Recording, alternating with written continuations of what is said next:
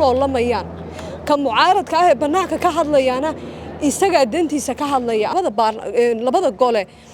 haday ka tahay daacad may tusaan dadka inta qof ee diid kama hadasho miya gabadha caruurta lagu dayacay la dayaco kama hadasho miya gabdhaha maalin kasta la dilo kama hadasho miya kama hadlaan caruurta la kufsanayo kama hadlaan hooyooyinka dhibaataysan kama hadlaan hooyibka iyo rafaadka iyo agoonnimada caruurta ku soo koriyay ee banaanka la fadhiya awlaada een ku haysanin daryeel caafimaad mid caruur waxbarasho loo siiyo aan waxba ku haysan meeshan waxaan u sheegaynaa inay rag ku loolamayaan ka mucaaradka ah ee banaanka ka hadlayana isaga dantiisa ka hadlaya anagu kuma haysano ama madaxweyne ku xigeen ama madaxweyne doorasho si noqon doonto anagu waxaan ka hadlaynaa boqolkiiba 30 kii aan ka shaqaynaynay xalay waxaanu aragnay in la soo galiyay Twitter-ka link la leeyahay waxa afti dadweynaha la qaadaya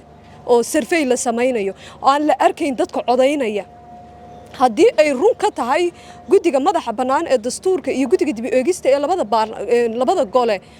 haday ka tahay daacad may tusaan dadka inta qof ee diiday iyo inta qof ee ogolaatay anaga waxay rabaan markay arkeen in dumarkii ay sare taagan yihiin ay isku duuban yihiin aanay kala maqnayn ayaa waxa naloo soo fikro naloo soo qayla waxaan kaloon rabay inaan ka hadlo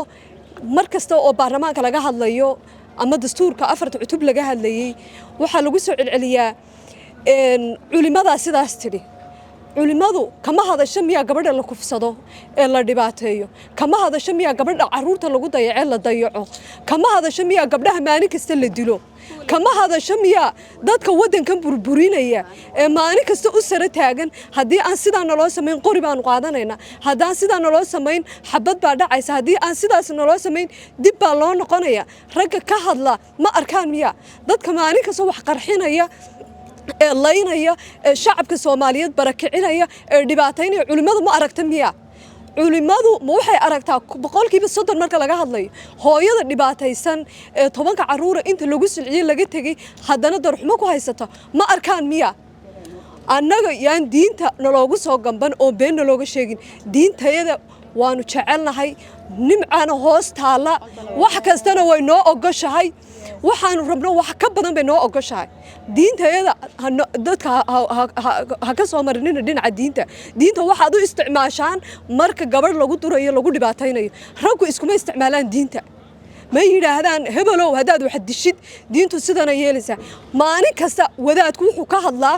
gabadh garbasaar ka dhacday gabadh surwaal xidhatay gabadh halkan martay kama hadlaan caruurta la kufsanayo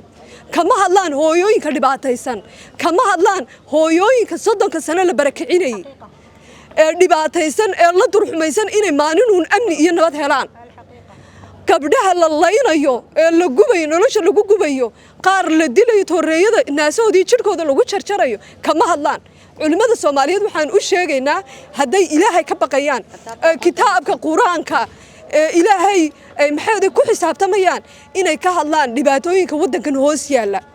dhibaatooyinka haweenka Soomaaliyeed hoos yaala inay ka hadlaan inaanay ka hadlin boqolkiiba 30 ninba habeen hore jasiiro kaga muxaadaraynay boqolkiiba 30 waa xaraan loo orday war maana xaraan ahayn dhibaatada lagu hayo maana xaraan ahayn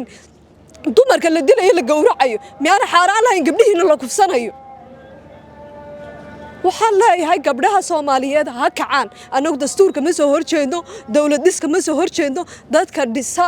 ee qori qaadan ee u taagan inay dawladnimadan lugaheeda ku istaagto aan xatooyo ku sameeynin waa annagana idinka badan boqolkiiba 100 markaad afar naagood rabtaan waxaad ku celcelisaa dumarka badan oo ragga yar markaan anagu wax doonayno anagoo idinka badan hadhowna codna laga rabo ayaa waxaad rabtaan inaad meelaha nagu feenataan dhici mayso waa ku ka